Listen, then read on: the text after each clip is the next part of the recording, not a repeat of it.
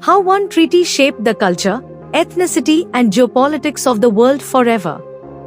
The Treaty of Tordesillas, signed on 7 June 1494, was a pivotal agreement between Spain and Portugal, two dominant seafaring powers of the 15th century.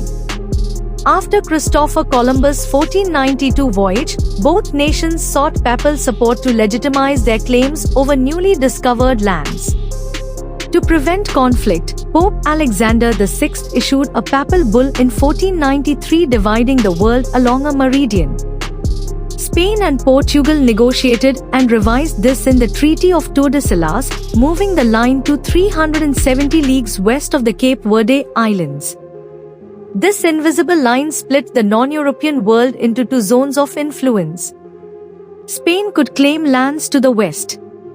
Portugal could claim lands to the east.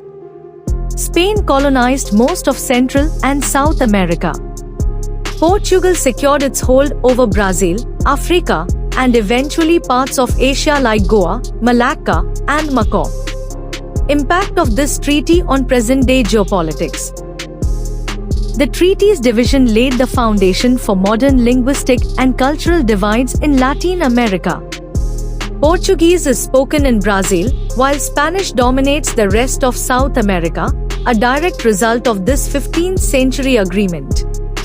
The treaty influenced modern national borders and patterns of colonization, particularly in Africa, South America, and Asia.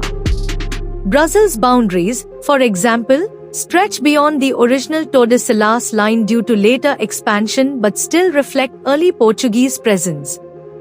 It contributed to centuries of European imperialism and the exploitation of indigenous peoples. The legacy of Spanish and Portuguese rule remains evident in legal systems, religion, architecture, and ethnic compositions in former colonies.